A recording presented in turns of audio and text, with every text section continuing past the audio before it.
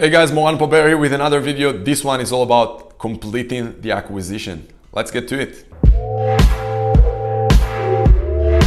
So yeah, if you're new to this channel is all about how to buy and grow businesses. I think it's a much better way for you to go in this space of businesses in general. It's going to cost you many times less money than starting a business from scratch. And most startups out there are going to fail. So you better go and buy existing business that's already existing for many years and literally skip the startup phase. I think if you have an existing business, it's also the best way for you to grow. You can grow by acquisitions much faster versus growing only internally by doing more sales and marketing. This is what this channel is all about. It's me sharing and documenting my journey. I've been doing it full time for the last 3 years or so, and I want to share with you my mistakes, the things that I've done right or wrong, and yeah, hope you enjoy it. So this video is all about the completion. So you did all the hard work, you went out there, you talked to business owners, you built your pipeline, you signed an LOI, a letter of intent, and what's now? So you signed a letter of intent. Are you the business or the owner of the business right now? The answer is no. The real work starts now after you sign the LOI, the letter of intent. And check my other videos on letter of intents on exactly what is it, but basically this is the time right now to do the work, to really get into the nitty-gritty of the due diligence, to figure out and I guess reconfirm the fact that the business that you thought it is actually the business that you're buying. It's basically, you thought it's a good business before you went into this deal. Now it's the time, after you sign the LOI, you have the exclusivity in place and you're getting into the due diligence phase, trying to figure out if the business is actually good as you thought it is. This time is the time to start putting all your advisors into play, your accountants, your lawyers, your other consultants. This is also the time to finalize your financing or the capital that you raise. With advisor, accountants, lawyers, all that, obviously ideally you have some kind of a success fees or deferred agreement with them where you only pay them if and when the deal is completed. Otherwise, like I said in my other videos, you can spend a small fortune on doing due diligence on deals that you won't close eventually. Due diligence is basically to confirm things that you got told by the business owner. I guess until now you had information from the business owner with little evidence, let's say, and now is the time to really confirm that the things that the business owner told you about the business are actually true, because now you're going to have access to literally everything you want. This is the time for you to learn everything you can about the business. Ideally find things that are not negative, that will cause you to abandon the deal or to leave that deal and walk away from it. And also, if you signed an exclusivity period, so let's say you signed 60 or 90 days, ideally you want to do your due diligence as soon as possible, so you'll have a little bit of time during the exclusivity to negotiate and sign the purchase agreement.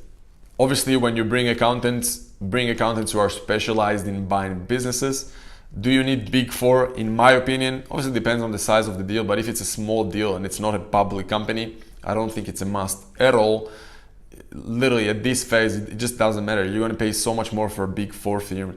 You can pay so much less for small business accountants or lawyers that will do the same work. So unless you have a public company, you're looking to take the company public literally in the next few months, there's no reason, in my opinion, to work with audited accounts or with Big Four firms. Just makes no sense, in my opinion, to pay so much for deals that, like, literally many times the profit you have in those small businesses are the profit you'll need to pay for fees. So in my opinion, you don't need that.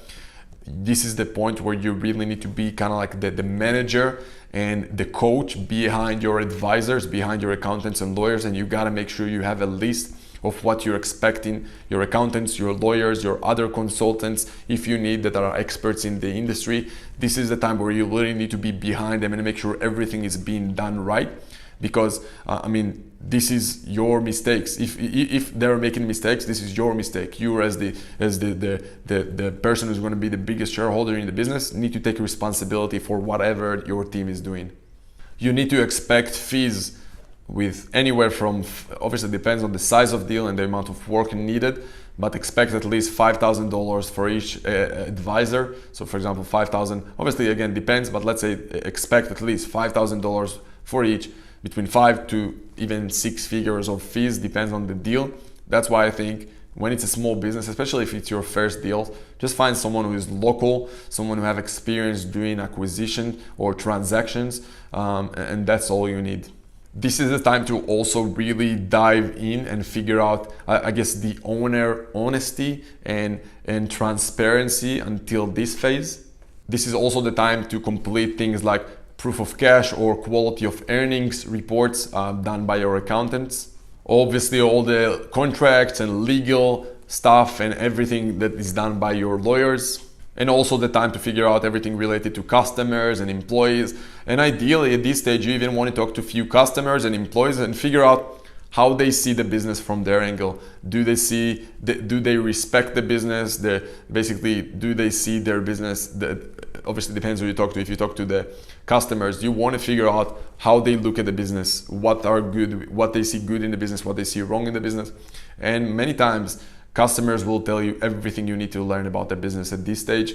And you really want to learn as much as you can from everyone at this point. And yeah, at this stage, you'll either accept the deal and go and close it.